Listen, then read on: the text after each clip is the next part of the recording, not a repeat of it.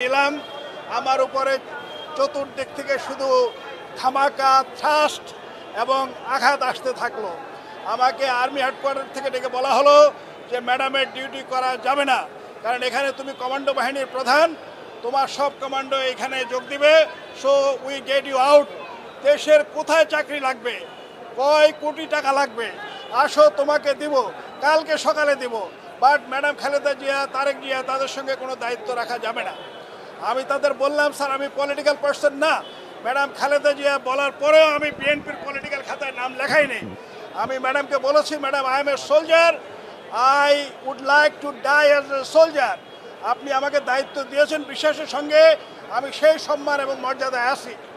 এরপরে 27 ডিসেম্বর 2018 নির্বাচনের 2 রাত আগে হঠাৎ করে রাত 11:30টায় আমার এলিফ্যান্ট রোডের বাড়িতে হঠাৎ করে প্রায় 20-30 জন লোক সাদা পোশাক। আমি জিজ্ঞাসা করলাম, আপনারা কারা? বললো, স্যার আমাদের পরিচয় দেওয়া যাবে না, আপনাকে যেতে হবে। আমি বললাম, ঠিক আছে। আমি লুঙ্গি এবং গেঞ্জি পরা। আমি বললাম, ঠিক আছে, আমি বাসার ভিতরে গিয়ে আমার কাপড় চেঞ্জ করে আসি। আমার ওয়াইফ 18 BCS-এর অ্যাসোসিয়েট প্রফেসর প্রিম রিজভি, তাকে বললাম আমার প্যান্ট দাও।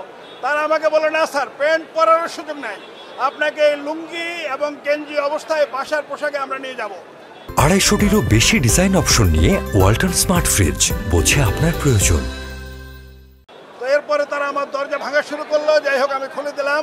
আমাকে সবাই 10-12 জন মিলে ধরে আপনার নিয়ে গেল। নিয়ে গিয়ে আমার বাসার 14 তলায় তার নিচে নিয়ে আমাকে মাইক্রো বাসে বসালো।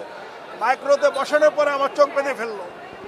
এরপরে আমি শুনতেছি তারা আমার চোখ বন্ধ করে আমাকে নিয়ে বিভিন্ন জায়গায় ঘুরতেছে, আলাপ করতেছে যে আমরা তো এখন 300 ফিটের একটা ব্রিজ, আমার মনে নাই যে ব্রিজটা ক্রস করতেছি, যে জিজ্ঞাসা করো।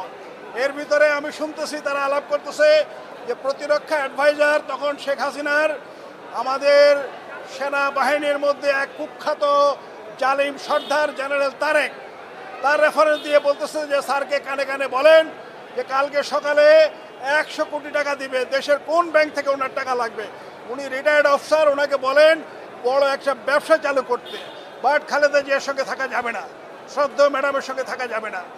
এরপরে ডিজিএফআই তখন আবেদিন মিলিটারি একাডেমিতে আমার সঙ্গে ছিল।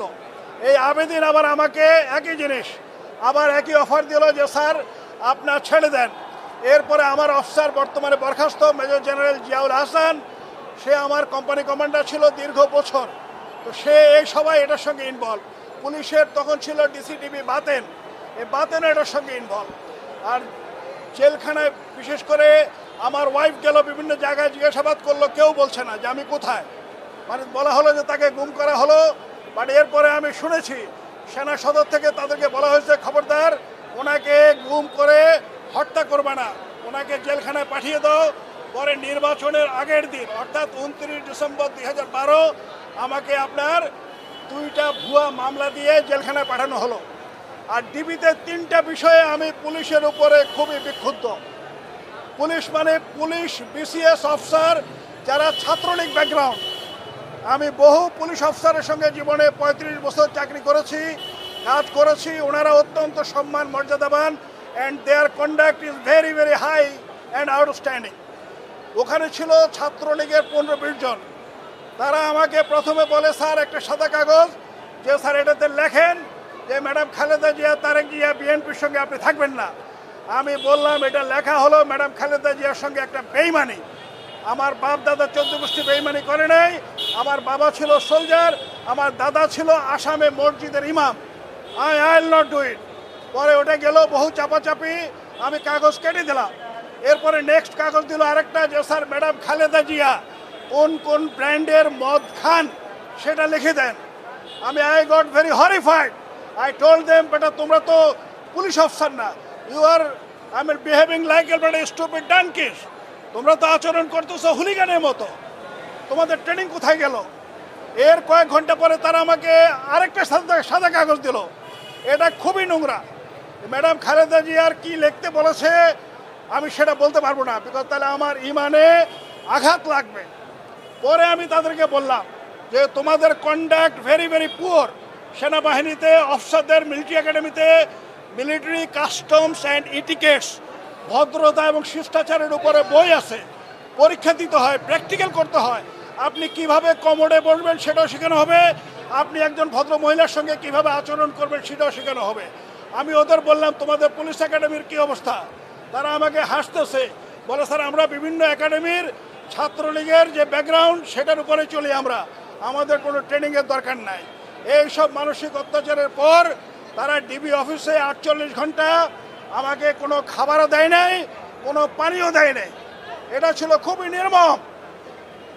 তারপর 2 দিন পরে যখন আমাকে কিছুতেই করতে পারলো না, আমি কোনো আন্ডারটেকিং আমি দিলাম না, তখন আমাকে বললো স্যার আপনার বিরুদ্ধে 2টা ভুয়া মামলা দিয়েছি, এখন আপনি রিটায়ার্ড, আওয়ামী লীগ কিয়ামত পর্যন্ত ক্ষমতায় থাকবে এবং পলিটিক্যাল মামলা কোনোদিন শেষ হবে না। আপনি মিলিটারির লোক, আপনি বুঝবেন না, আমরা জানি এই মামলা আপনি কবরে চলে যাবেন, কিন্তু এই মামলা আর কোনোদিন শেষ হবে না, কিয়ামত পর্যন্ত আপনি খালি ঝুলতে থাকবেন।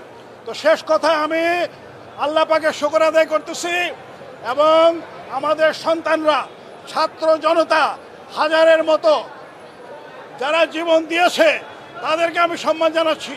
না হলে আজকের এই পরিস্থিতি এখানে আমরা আশা করতেই পারতাম না। আমার বাড়ি এলিফ্যান্ট রোড, আমার বাড়ি থেকে পশ্চিমে মাত্র 500 গজ হলো সায়েন্স ল্যাবরেটরি, আর পূবে মাত্র 400 গজ হলো শাহবাগ। আমি 24 ঘন্টা জুলাই আগস্টে আমার ওয়াইফ অ্যাসোসিয়েট প্রফেসর প্রেম রিজভি 18 BCS, আমরা হাজব্যান্ড ওয়াইফ 24 ঘন্টা ছাত্রদের সঙ্গে ছিলাম এবং পিছন থেকে আমি আমার দায়িত্ব পালন করেছি অ্যাজ এ গার্ডিয়ান। তাদেরকে যা বলা দরকার, just to keep them under control and under spirit. তো যাই হোক, এটা হলো শেষ কথা। আর একটা কথা, শ্রদ্ধেয় প্রফেসর ইউনূস স্যার, তিনি আমাদের সর্বজন শ্রদ্ধেয়, তিনি যেই দিন বলেছিলেন যে আমাকেও লোহার খাঁচায় ঢুকানো হয়েছে, আমার খুব কষ্ট হয়েছে, আই ক্রাইড। ওনাকে ঢুকানো মানে আমার মনে হয়েছে দেশে 18 কোটি মানুষ, তার ভিতরে 2 কোটি লিগার বাদ দিলে 16 কোটি, এই 16 কোটি মানুষকে জেলে ঢুকানো, লোহার খাঁচায় ঢুকানো আর প্রফেসর শ্রদ্ধেয় ইউনূস স্যারকে ঢুকানো সমান কথা। এবং এই জেলখানায়, এই লোহার খাঁচায় আমাকেও ঢুকতে হয়েছে বিনা কারণে, বিনা অপরাধে। বিচারের ভার আল্লাহর উপরে দিলাম এবং দেশের সকল সাধারণ মানুষ, আমরা আপনারা সকলের উপর দিলাম। আরে সপ্তাহ একটা ব্র্যান্ডের গুলা, আমার বংশ ব্র্যান্ডের কি আপা bisa কত বিক্রি গরিবের এলাকায় আপনি এমন পাড়া দিব না, গুরু গুরু ভিতরতে সব বাইরে যাবে। আরে ওইটা থামো না, তোরে যদি ইসলামিক সাইড আলায়ান ডিভোর্স না দিছি, আপনারা কি হোগারে কালিয়া বল আমরা সিয়ামি তুমি আমারে আম্মা ডাকলাকে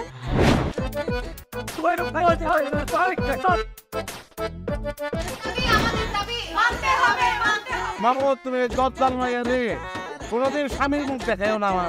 আমি আপনারে আমি দেখে নিব। হাতে লাগে বেতারে, হাত ছাইরা দাও সোনার চাচা রে।